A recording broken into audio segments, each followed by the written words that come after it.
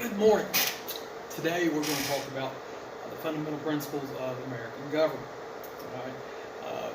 So for things, what do you call an alligator? Invest. Of course, investigator. So we'll have at the beginning of each PowerPoint one of these little funny cartoons that students have given me throughout the years.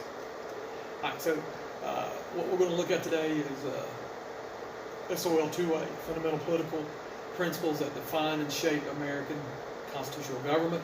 We're going to find out what the fundamental political principles that have shaped the government in the United States, and some of the vocabulary that we'll need to know and have to learn. It will be consider the government, limited government, rule of law, democracy, representative government. And all of these you'll have on Google Classroom under SOL 2A. With the definitions already given to you. Okay. Now, one of the things that we have to do is a sample current event. Now, an example that we can do is one is rule of law, that everyone has to abide by the law, even the president. So you're going to look up an article and say Barack Obama. Okay. That's who you're going to do it in. What did he do? He was speeding in his automobile. All right, at when? November 6th, at 12 p.m. Where? Washington, D.C. So why was he speeding, or how was he? What was he doing? What's the impact? Right? Rule of law. That matter if even the president can't speed, he can get a ticket. Then your personal opinion about that. All right, what is a fundamental political principle? All right, so if we look in the dictionary, it's going to tell us it's you won't get a confirmed definition, but fundamental political principle is what our government is built upon. And we're going to look at each principle, and we're going to see why each one of these are why our country is built on, our government is built on, and what we are doing. First is representative government. Right? It's people elect public office holders to make laws and conduct government on their behalf. Now, back in the old days, people could vote because of a smaller population. They could run to town hall and give them what they thought could happen or should happen, and how the vote should be. Now today, and for several years here, we're going to elect people because we couldn't do day-to-day activities and work and be able to go vote on everything that needs to be done. So we're going to elect people like Morgan Griffith. He's in the House of Representatives, and he represents our district, and he votes for us, right, on our behalf. Okay. Now, as you look at the picture there, that is a picture of the United States Capitol, where our Senate and the House of Representatives are. But now, what if we don't like what he does? Right, and eventually we'll get to that. We can vote him out. So, but it's a representative government that we have. Local, state, and federal all have representative government, where we will vote these people in to run our day-to-day activities about what were for us. Okay, so they'll make laws for us. They'll make economic decisions. They'll make decisions about the military. So anything that deals with their life, these guys are going to vote and take care of. Our next one is rule of law. And again, I gave you an example of that with your current event. The government and those who govern are bound by the law. Even Donald Trump has to follow the law. Okay, the president, any representative, mayor, the police, CIA, anyone in the United States has to follow law. And I'll give you example, I was listening to a radio show on Sirius XM News, and they was talking to this senator from Minnesota, and he was driving on the Beltway in Washington, D.C., and if you guys ever been there, you know how busy it is and how fast it is. He was talking on the radio, and the guy says, hang on for a second, I think I'm getting pulled over. And didn't think about it, and so he pulls off to the side, and the police officer comes up and says, sir, you were speeding and all of this good stuff, and he got a ticket. He was going too fast, and again, this is part of rule of law, okay? And again, the Magna Carta, which that we'll talk about also, first brought this about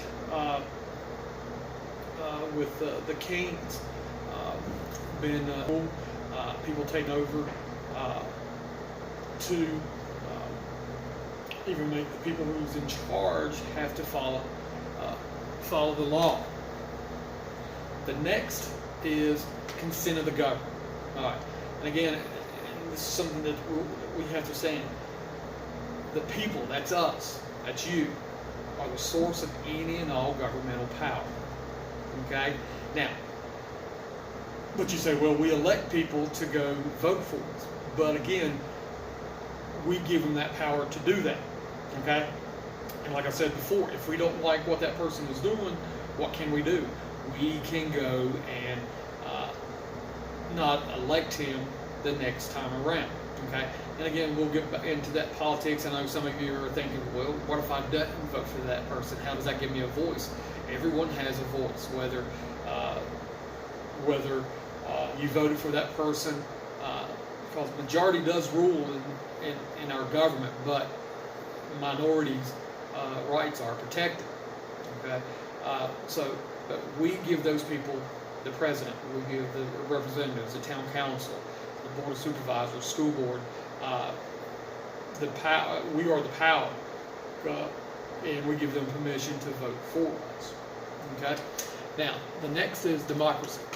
All right, government where people rule, and it's very simple. We the people. And again, the first three words of the preamble of the United States that was written by James Madison after a constitutional convention. We the people, and that means that we rule. All right, so we're the source of the power. We're going to elect people to vote for us, and if we don't like it, we can vote them out.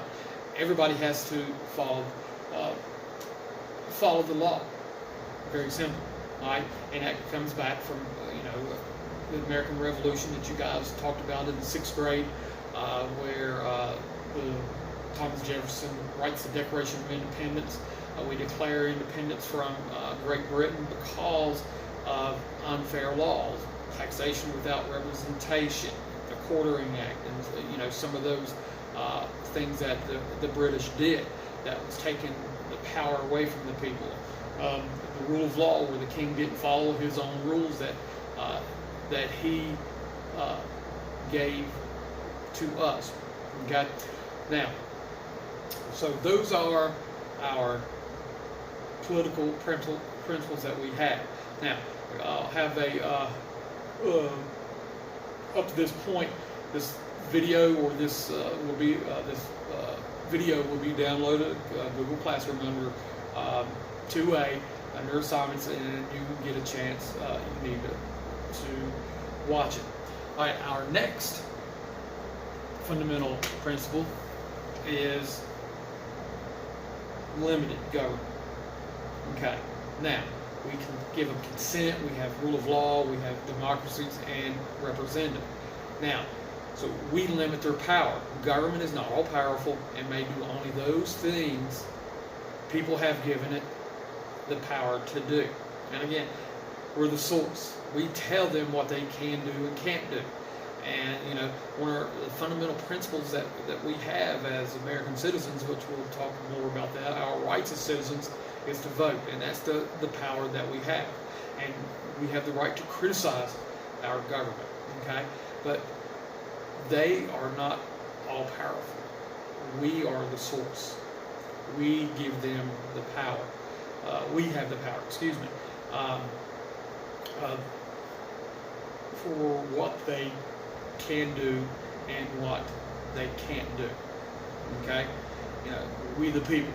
So we have 5 fundamental political principles. We have limited government, where government is not all powerful, may do only those things that people have given it the power to do. We have democracy. We rule. People rule. We have consent of the government. We are the source of the power. We have representative government, where we elect people to run our day-to-day activities. We give them the power to vote, to make those laws. And then again, rule of law, where everyone, even the president and anyone that lives in the United States, has to abide by. Okay, so we've got those. Those are our principles that our government is based on. Okay, so we will have a quiz on that in a couple days, which everything's on Google Calendar, and Google Classroom. Okay, so let's go over it real quick. Review it. All right. Which fundamental principle is it? All right, I realize that you guys and gals brought me into this office, and you can take me out. All right, so what is that? What do you think? So we brought them into it, so basically it would be what? Representative government. Okay? All right, so we voted him in, and we can vote him out. All right, now the next one, we rule. Very simple. We rule. We the people. Democracy.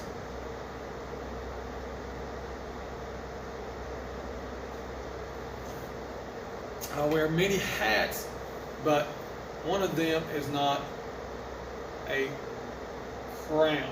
So, again, we talk about the king. Which one do you think this is?